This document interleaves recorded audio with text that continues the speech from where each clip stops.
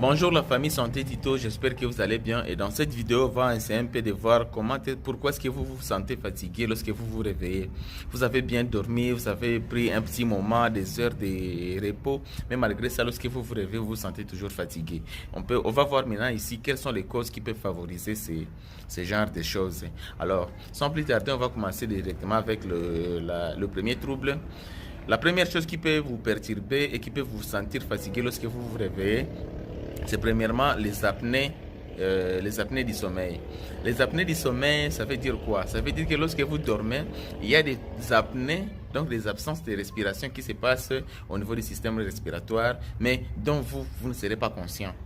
Vous serez toujours dans l'inconscience, vous dormez, mais au niveau du système respiratoire, il y aura des problèmes, des apnées. Alors ça, si ça se répète au cours de votre sommeil, lorsque vous allez vous réveiller, ça aura des répercussions au niveau de votre moment de repos. La deuxième chose ici, ce sont les dérèglements maintenant des troubles circadiens. Les troubles circadiens, ce sont des troubles qui perturbent vos heures de sommeil. Les heures de sommeil que vous vous êtes fixées, par exemple, vous vous dites que je vais chaque fois dormir à 20 heures et je me réveille à 5 heures.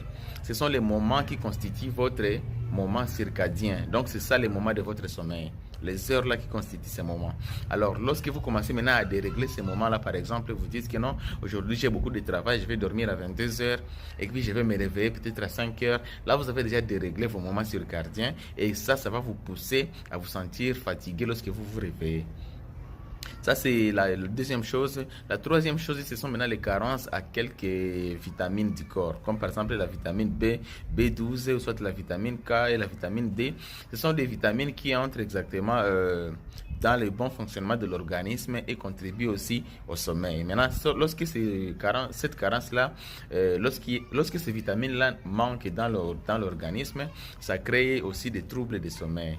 La quatrième chose que je vais vous dire ici, ce sont maintenant les stress chroniques. Le stress chronique, d'abord le stress c'est l'ennemi du repos. Lorsque vous êtes stressé, avant de vous reposer, assurez-vous que vous êtes bien détendu.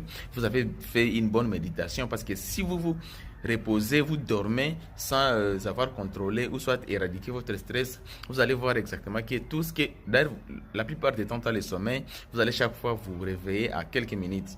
À un moment donné, vous allez chaque fois vous réveiller sans le vouloir en fait. Parce que le stress va aller encore stimuler le cerveau. Au lieu que le cerveau puisse se reposer un peu, ça va aller stimuler le cerveau. Même si vous fermez les yeux, vous êtes au lit, le cerveau, lui, il va continuer toujours à travailler, il sera très actif et parce qu'il est stimulé par le stress. Et ça, lorsque vous allez vous réveiller, tout ce travail-là que le